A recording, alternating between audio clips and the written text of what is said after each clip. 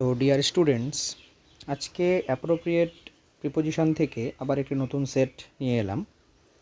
প্রত্যেকটি appropriate preposition ভীষণ ভীষণ ইম্পর্ট্যান্ট আপকামিং এক্সামগুলোর জন্য। চলো তাহলে শুরু করি আজকের প্রথম sentence. The soldiers revolted dash their captain. Rebel শব্দটির পরে সবসময় অ্যাগেইনস্ট বসে।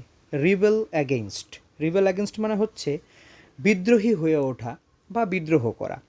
তাহলে সৈনিকেরা তাদের ক্যাপ্টেনের বিরুদ্ধে বিদ্রোহী হয়ে উঠেছিল বা বিদ্রোহ ঘোষণা করেছিল। তাহলে রিবেলের পরে সর্বদা কি বসবে? অ্যাগেইনস্ট বসবে। রিবেল অ্যাগেইনস্ট মানে হচ্ছে বিদ্রোহ ঘোষণা করা অথবা বিদ্রোহী হয়ে ওঠা। ভেরি ভেরি ইম্পর্ট্যান্ট, এটি very very important. Next 2 number, he shot union dash is enemy. Shot শব্দটি এসেছে সিকের সিকের পাস্ট ফর্ম হচ্ছে শর্ট। তাহলে হি শট তার মানে সে চেষ্টা করেছিল। ইউনিয়নের পরে সর্বদা উইথ বসে। ইউনিয়ন উইথ মানে হচ্ছে গিয়ে মিল হিজ এনিমি, অর্থাৎ সে চেষ্টা করেছিল তার শত্রুর সাথে কি করতে? মৈত্রী স্থাপন করতে, তাই তো? মৈত্রী বা চুক্তি আমরা বলতে পারি। ইউনিয়ন উইথ মানে মৈত্রী বা চুক্তি, তাই তো? চলো, এই প্রশ্নটির অ্যান্সার হয়ে গেল option B. 3 number, she is worthy dash love. Worthy শব্দটার পরে সর্বদা অফ বসে। ওয়ার্দি অফ মানে হচ্ছে গিয়ে যোগ্য। তাহলে শি ইজ ওয়ার্দি অফ, তিনি যোগ্য। কিসের যোগ্য? অফ লাভ, অর্থাৎ তিনি ভালোবাসার যোগ্য। তাহলে এই প্রশ্নটির অ্যান্সার হয়ে যাবে অপশান এ। 3-এর এ হবে সঠিক উত্তর। চলো 4 নাম্বার প্রশ্ন, she has succeeded dash her father's property. আচ্ছা, সাকসিড শব্দটির পরে দুটো প্রিপোজিশন বসে। একটি হচ্ছে টু আর একটি হচ্ছে ইন। আচ্ছা, সাকসিড টু মানে হচ্ছে গিয়ে উত্তরাধিকার সূত্রে প্রাপ্ত, আর সাকসিড ইন মানে হচ্ছে সফল হওয়া। তাহলে এখানে কোনটি বসাবো?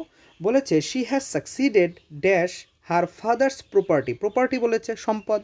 তাহলে এখানে ইন দিলে তো হচ্ছে না, তাহলে এখানে হয়ে যাবে টু। তাহলে she has succeeded to her father's property, অর্থাৎ তিনি তার পিতার সম্পত্তি উত্তরাধিকার সূত্রে পেয়েছে। প্রেজেন্ট পারফেক্ট টেন্স, হ্যাজ এবং ভার্বের third form present perfect tense, পেয়েছে। চলো 5 number question, she has succeeded dash his mission. তাহলে মিশন বলেছে, তাহলে এখানে আমি কি লিখব? ইন লিখে দিব, ইন। তাহলে she has succeeded in his mission, অর্থাৎ সে সফল হয়েছে বা তিনি সফল হয়েছেন তার মিশনে, তাই তো?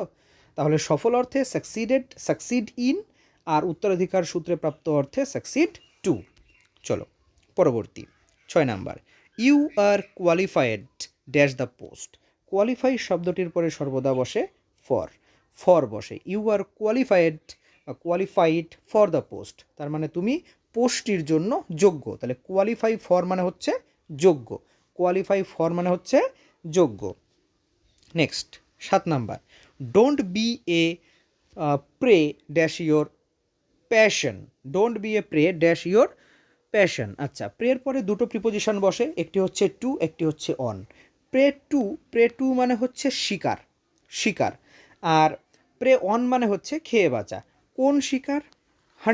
হান্ট যেটা শিকার, তাহলে বসে শিকার। তাহলে don't be a prey to your passion, তার মানে তুমি তোমার প্যাশনের শিকার হইও না, তাই তো? তাহলে এটা হয়ে যাবে, কি হয়ে যাবে? টু। তাহলে এটি হয়ে যাবে টু, প্রে টু মানে হচ্ছে শিকার। আর পরেরটা কি হবে? হক্স বাজ পাখি, প্রে অন স্মল বার্ডস, তার মানে কি বাজ পাখি ছোট ছোট পাখি খেয়ে বেঁচে থাকে, তাই তো? স্মল বার্ডস, তাহলে এটা কি হয়ে যাবে? প্রে হয়ে যাবে অন। তাহলে প্রে শব্দটির পরে দুটো প্রিপোজিশন বসে, একটি হচ্ছে গিয়ে টু আর একটি হচ্ছে গিয়ে অন। তাহলে টু কখন? যখন শিকার অর্থ বোঝাবে, আর অন কখন? যখন খেয়ে বেঁচে থাকা অর্থ বোঝাবে। ঠিক আছে? তাহলে প্রের পরে দুটো প্রিপোজিশন বসে।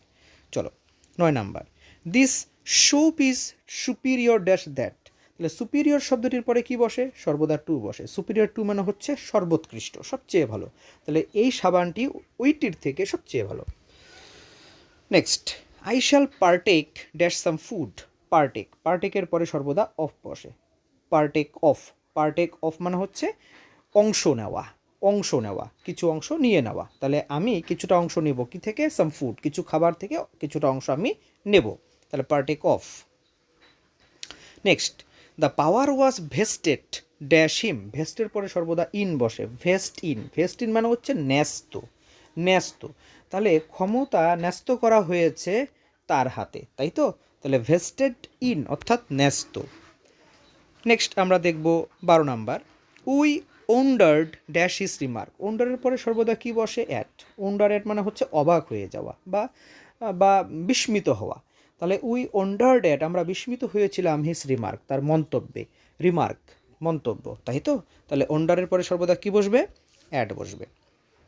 চলো next, we should not be indifferent dash the sufferings of our fellow man, ইনডিফারেন্টের পরে সর্বদা কি বসে, ইনডিফারেন্টের পরে সর্বদা টু বসে, ইনডিফারেন্ট টু, ইনডিফারেন্ট টু মানে হচ্ছে উদাসীন, উদাসীন, ইনডিফারেন্ট টু মানে হচ্ছে উদাসীন অর্থাৎ সেরকমভাবে গুরুত্ব না দেওয়া, তাহলে we should not be indifferent to, তাহলে আমাদের উদাসীন হওয়া উচিত নয়, দ্য সাফারিংস ভোগান্তিতে বা কষ্টে অফ আওয়ার ফেলো ম্যান, যে আমাদের যে আশেপাশের মানুষজন রয়েছে তাদের কষ্টে আমাদের উদাসীন হওয়া উচিত নয়। নেক্সট আমরা দেখব 14 number question, all have access dash the temple, তাহলে অ্যাক্সেসের পরে কি বসে, অ্যাক্সেসের পরে সর্বদা বসে টু, অ্যাক্সেস টু মানে হচ্ছে প্রবেশ অধিকার, অ্যাক্সেস টু হয়ে যাচ্ছে প্রবেশ অধিকার, অর্থাৎ অপশান এ হয়ে যাবে সঠিক উত্তর।